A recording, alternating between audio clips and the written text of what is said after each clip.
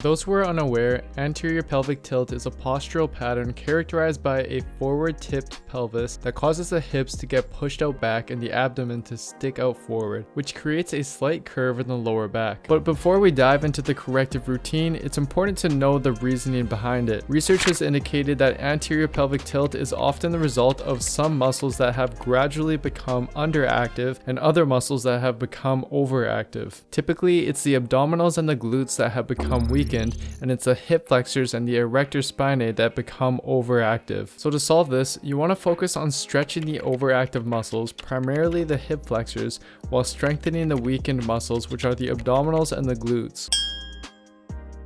Since you've been stuck in anterior pelvic tilt, you need to first learn how to properly posteriorly tilt your pelvis. Otherwise, your body will just cheat when performing corrective stretches and exercises. One easy way to learn this is by practicing pelvic tilts on the ground. Simply lie on your back with your knees up. You'll probably notice that there's a space between your lower back and the ground. What you want to do is flatten your lower back into the ground by tilting your pelvis. This action is called posterior pelvic tilt. And when you go back to the position where there's a gap between your lower back and the floor, this is when you're in anterior pelvic tilt. So go back and forth between the two positions for around 10 reps to get comfortable with tilting your pelvis. Next, you want to progress to doing the exact same thing but standing. Simply contract your abdominals and squeeze your glutes to come into posterior pelvic tilt. And again, go back and forth between these two positions for around 10 reps.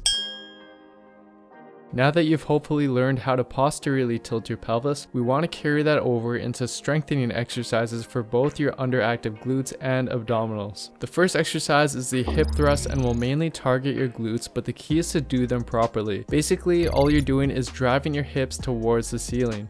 You want your shoulder blades to stay on the bench and your feet placed so that your shins are vertical when you're in the top position. But your body will probably try to compensate by arching your lower back as you perform the movement, which takes the glutes out of the equation. You can tell if you're doing it wrong if your lower back is arched and your belly button is the closest thing to the ceiling at the top position. So instead, you want to use what you learned in step 1 by posteriorly tilting your pelvis throughout the whole movement. This means that at the top position, you should be able to draw a straight line from your head to your knees, and you should be squeezing the glutes and feeling them contract. You can also try glute bridges instead, where your back is on the floor and you apply the same protocol that I mentioned. And over time, you'll want to start adding weight to these movements for better glute development. Next, we're going to strengthen the abdominals. One great exercise to accomplish this is something called Rkc Planks, which look like the standard plank, but EMG analysis by Brett Contreras showed they exhibit much greater abdominal and glute activation than the standard plank, which is especially beneficial for those with anterior pelvic tilt. Basically, you're going to set up how you would in a standard plank, but with your hands interlocked and your feet slightly wider than normal. Activate your abdominals by thinking about drawing your belly button towards your spine.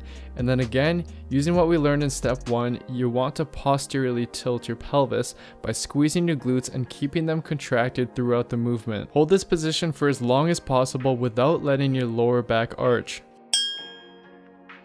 Next, we're going to stretch your overactive hip flexors, which has been shown in multiple studies to help reduce the degree of anterior pelvic tilt over time. The first one is called the lunge stretch for the psoas muscle, which is a stretch most people know of yet don't perform correctly. The goal is to feel a deep stretch in the front of your back leg. So to perform it correctly, simply get into a lunge position with both knees at 90 degrees. Next, you want to contract your abdominals by drawing your belly button towards your spine and move your hips into posterior pelvic tilt. For a lot of you, if done properly, this position will already provide a sufficient stretch. But if you want an even deeper stretch, simply lean forward while maintaining your posterior pelvic tilt as you shift forward. You can also rotate your upper body to the opposite side for more of a stretch. Hold each side for around 10 deep breaths. The second stretch is going to specifically target the rectus femoris, which is another hip flexor muscle and is often the tighter muscle in those with anterior pelvic tilt. Simply place your back foot up on a bench or couch with your other foot planted forward.